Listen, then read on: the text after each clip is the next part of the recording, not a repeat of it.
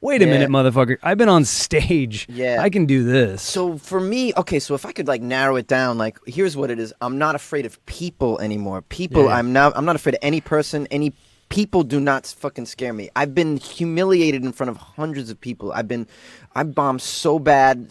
I was booed off stage by, there was so many people there. Fucking, your microphone's being pulled because someone on the thing on the side's trying to signal you to get the fuck off. You ever tell it? You're telling jokes. I'm like, what the fuck? Someone over there is like, good. Fucking exit stage left. Like, oh, I got to wrap this up, guys. As if they couldn't tell. I'm like, like fucking, it's like I'm being pulled off, and then escorted. Here's your check. You have to leave the premises right now. There's someone right there taking you. I was escorted off an island, a fucking island. I was escorted off the island. They did not want me on the island. Like humiliated and rejected, like fucking, and then sent to Elba, like Napoleon, like fucking rejected from the community. Like that kind of feeling from large groups of people. Now, what are you going to do? Two of you? Like, are you kidding me? I'm not going to feel comfortable talking to being with two people. After something like that, though, why'd you get back up on that stage? Were all the other good shows enough for that one? Or what was it? And how many years was it where you had few and far between that were actually good?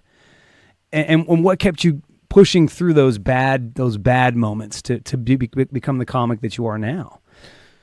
There's a lot there. Yeah, I answered multi-layered. I asked multi-layered questions. Your questions are phenomenal. Let me see. Yeah. Okay. So. What pushes you through the hard shit? Okay, so what pushes me through the hard shit now, or what pushed me through then? Because that's hard.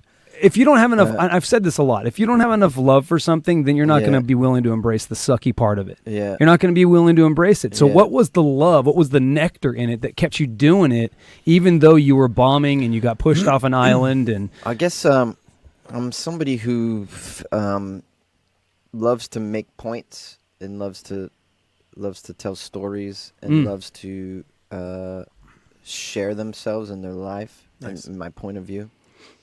Like when I first came in here, you're like from Lancaster, and I told you, I go, let me tell you something about Lancaster. Yeah. Do you know why every boyfriend has to go to Lancaster? You're like, no, I have no idea. Because every fucking chick in LA has to take their boyfriend to the poppies. See the poppies. To the poppy field. Let's go. I gotta get a selfie in front of the poppies. So that's I'm always pushing my point of view like that on people. I do that with strangers in public. I do it at parties. Sometimes it goes horribly wrong, especially if I don't know my crowd. I've been too edgy. I swore too much. I might have been dirty, and I don't know who I'm talking to. But I feel so compelled to speak like that, to express my point of view to people. It's just something that's in me. I don't know why. I think it's the Irish part of me or something. Big time storyteller, and I'm always... I always want to speak to. I love speaking in front of crowds. I love it. I love karaoke. Give me a microphone. I love being on a microphone. All these things kept me going through that. And in addition to that, I like to also make people think. There's something about me. I'm a little bit of an anarchist, and I like making people think about things they've never thought before, whether it's about religion or sexuality. I love making people kind of think and question their own reality tunnel and point of view. I kind of dig that as well. I get off on that. So the stand-up gives you a platform to do all of that. Yeah. I think stand-up does it in a way that's better than every other way of doing it. I agree. Because it comes in through a back door of comedy, and it moves people. In fact, we're going through a weird time when you can't say anything. It feels like anymore.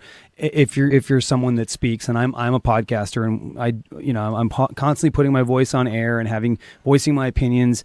Same as you do stand-up, plus you also have your own podcast, which we'll get to in a little bit. But comedy is trying to get the voice back. And a couple of the shows that have come out on Netflix with Chappelle and Bill Burr, the comedy's trying to take some of it back a little bit. They're trying to say, hey, no, we should be able to say what we want. And I love that because it's hidden, the point is hidden in a joke, that the point's taken, but we're also able to laugh at our humanness. That's why I think comedy is one of the premier art forms, in my opinion. And do you experience the sort of, on your own podcasts, the pressure to absolutely to sort of you're walk along a guideline when it comes to topics? Absolutely. Have you ever found yourself not expressing your true opinion because of such things? I have. Yeah. Really? I have. Oh, yeah. Oh yeah. There's podcasts I listen to that are hosted by people of another ethnicity, and they virtually say whatever they want. Virtually. And some of it's shot at my ethnicity.